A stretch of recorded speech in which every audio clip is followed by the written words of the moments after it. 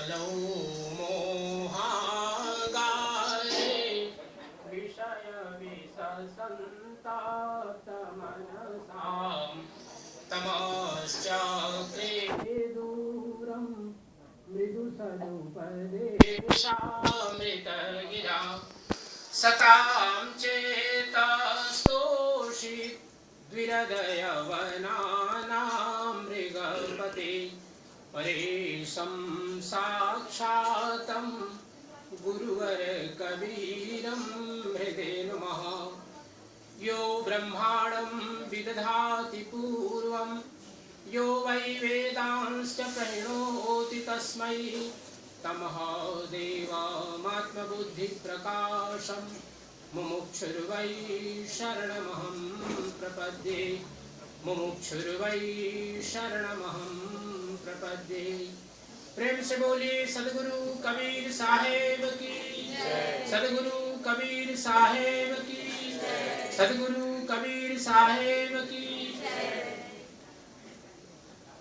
परम श्रद्धेय सत्यरूप हम सबके हृदय में विराजमान सदगुरु कबीर साहेब, परम आदरणीय परम श्रद्धेय महंत श्री अमर साहेब जी के जीवन, परम आदरणीय महंत श्री पूर्ण साहेब सुभग, परम आदरणीय पुजारी महंत श्री जयप्रकाश जी, परम आदरणीय सभी साधु समाज, भक्त हंसजन, देवियों सज्जनों, प्यारे बच्चों, आज हम सब लोग इस मॉरिशस देश के क्विपिप नगर महापालिका के अंतर्गत इस फ्लोरियाल स्थान में आए हैं और यह मंगरा परिवार, जिसमें काफ़ी लोग यहाँ पर एक साथ रहते हैं, काफ़ी बड़ा परिवार है ये मॉरिशस में, बहुत ही प्रेम श्रद्धा और भक्ति के साथ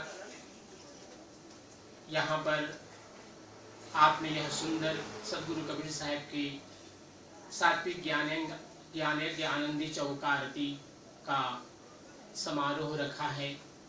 और मैं देख रहा हूँ काफ़ी सुदूर प्रांतों से यहाँ पर भक्त लोग पधारे हैं। हमारे भजन मंडली के आदरणीय सभी साधुजन उपस्थित हैं और अभी हम सब लोगों ने बहुत सुंदर सात रामायणी सदगुरु कबीर साहब का आवाहन, उनका चरण पखारना, ये सभी विधियां हम सब लोगों ने यहाँ पर संपन्न की है।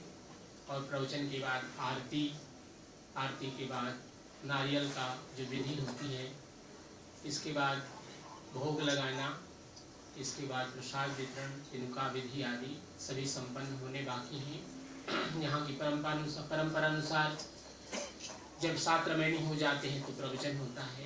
ये मॉरिशस में विशेष परंपरा है। भारत में अगर हम देखें तो जब नारियल विधि, भोग आदि सब लग चुके हैं, इनका विधि आदि सब हो जाता है, तब उसके बाद हमारे आदरणीय महंत साहेब या हजूर साहेब प्रवचन करते हैं। हम सब लोग सदगुरु कबीर साहेब के इस पावन गुरु शिष्य परंपरा में दीक्षित हैं और इस परंपरा में एक विशेष रूप से कि हम जब भी कोई विशेष कार्य होता है हमारे जीवन में तो यह विधि हम सब लोग रखते हैं। और आज की यह विधि भक्तिमती रेवती मंगरा जी, उनके सत्यलोकवासी पति श्री जयप्रकाश मंगरा, धनंजय नाम जयप्रकाश मंगरा जी, उनके सत्यलोक गमन 1 वर्ष हो रहे हैं लगभग, तो उस निमित्त से आज एक वार्षिक उनके निमित्त से कार्यक्रम रखा है और बहुत ही प्रेम श्रद्धा से कई दिनों से इसकी तैयारी हो रही थी और आज यह विधि हो रही है।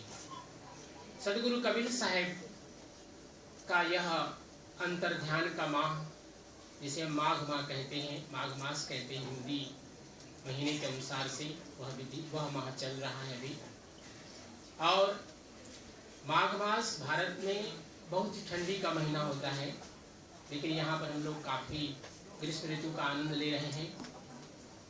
सदगुरु कबीर साहेब का आगमन इस संसार में जीवों के उत्थान के लिए, जीवों के कल्याण के लिए, जीवों को सन्मार्ग पर ले जाने के लिए, क्योंकि सदगुरु कबीर साहब न केवल कलयुग में आए अपितु सतयुग में सत सुकृत नाम से, सत्य नाम उनका महामंत्र तब से था, और आज जब कलयुग है तब भी सतनाम महामंत्र है। हम देख रहे हैं सतनाम के सुंदर बैनर सजे हुए हैं यहाँ पर, और सतनाम अपने आप में एक बड़ा ही महत्वपूर्ण शब्द है। तो त्रेता युग में सतनाम, जैसे मैंने कहा सत सुकृत नाम से सतयुग में, त्रेता युग में मुनिंद्र नाम से, और करुणामय नाम से द्वापर में, और इस कलयुग में सदगुरु कबीर नाम से साहेब का प्राकट्य हुआ। और सदगुरु कबीर साहब का संदेश यही था कि हम अपने जीवन में चाहे कहीं भी जन्म लिए हों, किसी भी परिवार में जन्म लिए हों, अगर व्यक्ति गुरु भक्त बनता है, गुरु दीक्षा लेता है, तो उसका एक सबसे बड़ा लाभ क्या है उसे उसके जीवन में, कि वह एक नया जन्म प्राप्त करता है।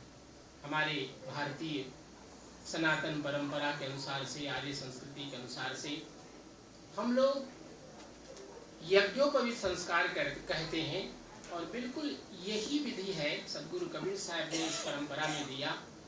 यज्ञोपवीत को जैसे हम गुरु मंत्र देते हैं और गले में कंठी देते हैं, तो यह जो द्विज होने का, दूसरा जन्म प्राप्त करने का, ये व्यक्ति के जीवन में अवसर है। इसमें न तो गरीब की कोई बात है, न किसी प्रकार के वर्ण कुल की बात है।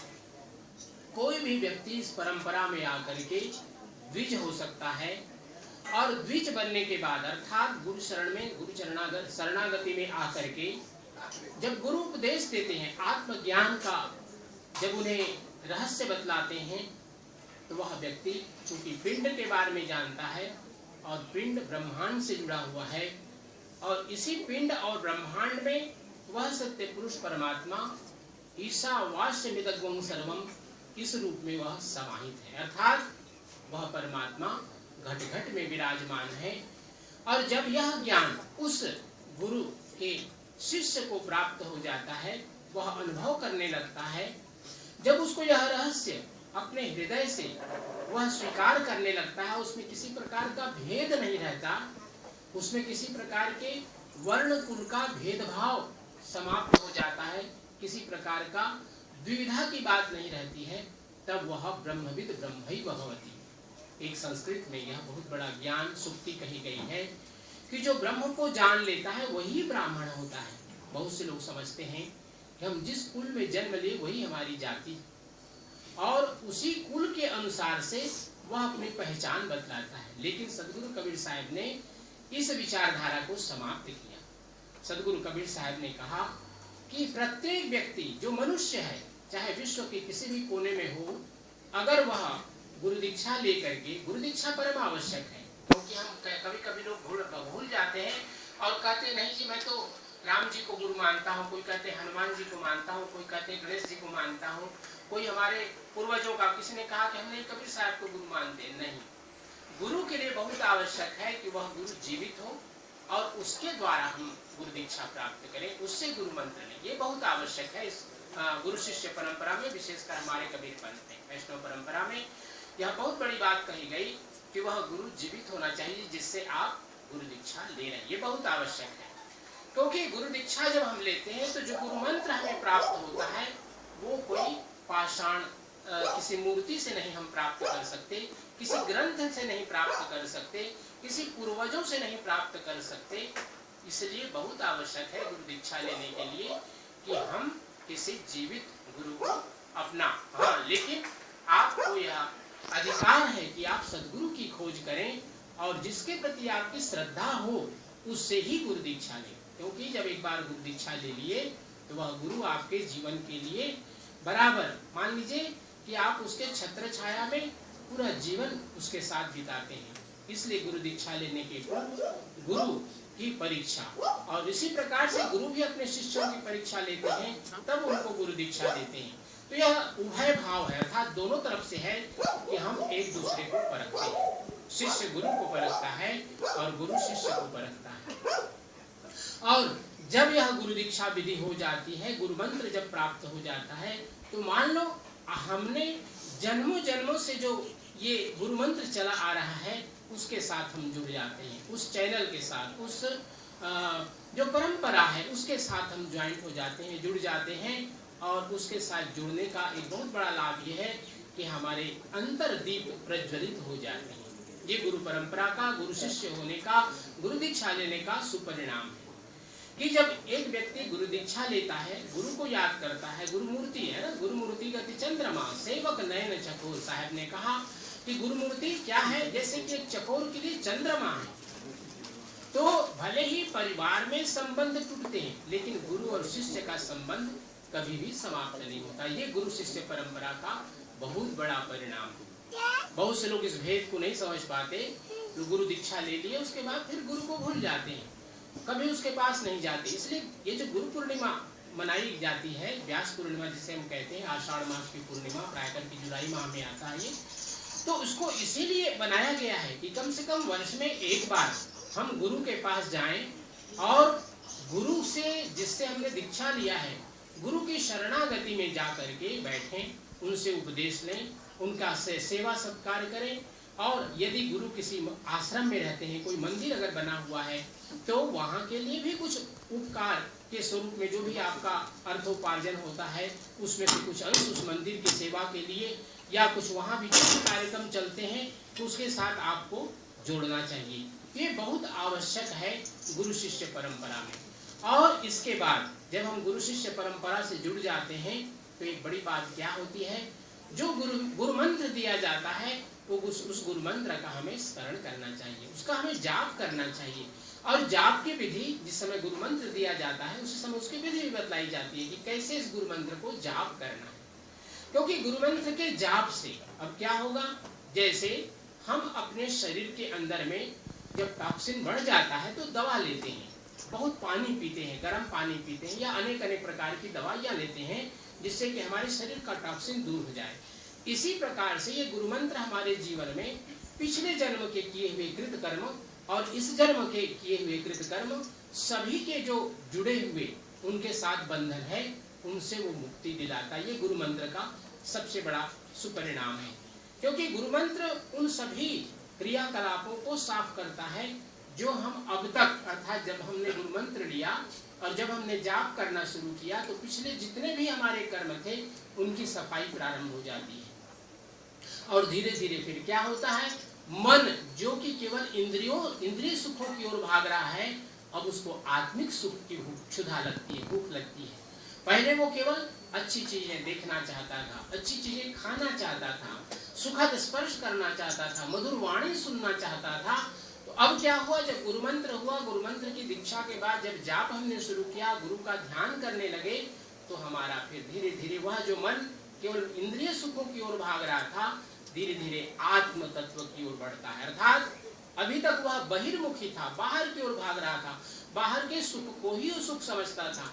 जबकि हम सब जानते हैं, हम कितना किसी चीज को देखेंगे, कितना किसी चीज को सुनेंगे, कितना किसी सुस्वादु भोजन को खाएंगे, लेकिन उसका एक सीमा है, उसका एक लिमिट है। लेकिन अंत में सब दुखदायी है। अधिक खा लो कोई भी भोजन किसी भी प्रकार का, तो बाद में दुखदायी होता है। इसी प्रकार अधिक देखना आंखों के लिए दुखदायी, इसी प्रकार बहुत तेज अगर हम ध्वनि सुनते हैं तो कानों के लिए हानिकारक है। इसी प्रकार सुखद स्पर्श, कोई कहे कि हम बहुत मुलायम गद्दे पर सोएंगे तो कितना दिन सोएंगे, बाद में उसको कमर के दर्द शुरू हो जाते हैं। तो ये जितने भी बाहर के सुख हमारे जीवन में हैं, उनकी एक सीमा है। लेकिन जब यह मन निर्मल होता है, तो उसके बाद उसकी यात्रा, उस शिष्य की यात्रा, उस भक्त, उस हंस की यात्रा फिर अंतर्मुखी हो जाती है। तो जब अंतर्मुखी होता है वह व्यक्ति, तब इसके बाद बाहर के सुख उसको फिर कमजोर समझ में आने लगते हैं, उसे ज्ञान प्राप्त होता है। पहले उसने भक्ति की, गुरु भक्ति की, गुरु भक्ति से उसको ज्ञान प्राप्त हुआ कि जिन चीजों के पीछे मैं भाग रहा था वो तो अंत में दुखदायी थे, लेकिन अब उस सुख की ओर जा रहा है जिसे हम आत्म तत्व कहते हैं, आत्मज्ञान कहते हैं, ब्रह्म तत्व का बोध कहते हैं, जिसे कहा गया कि हृदय ज्ञानान्न मुक्ति। जब ज्ञान की प्राप्ति होती है तो मुक्ति की दिशा में हम आगे बढ़ते हैं, क्योंकि जब तक ज्ञान नहीं होता, हृदय ज्ञानान्न मुक्ति, ज्ञान जब तक नहीं है तब तक मुक्ति का मार्ग हमारे लिए सुलभ नहीं है। इसलिए तब उसके बाद गुरु के साथ चूंकि जुड़ा हुआ वह शिष्य, वह भक्त होता है, तो फिर सदगुरु उनको उपदेश देते हैं। क्या कहते हैं, ओहम सोहम जोहम ओहम पोहम आदि पोहम, अंत पोहम, मध्य पोहम, भया प्रकाश। कहें कबीर सुनो धर्मदास, यह पांच तत्व सदगुरु से पावे, सुमिरत हंस सतलोक सिधावे। जब इन चीजों का ज्ञान उसे होने लगता है तब उसका मार्ग प्रारंभ होता है। किस दिशा में? तब वह मोक्ष के मार्ग में प्रथम सोपान में अपने पैरों को रखता है। अर्थात वह अब तक जो समाज के साथ जुड़ा हुआ था, अब वह परमात्मा की ओर बढ़ता है। जब परमात्मा की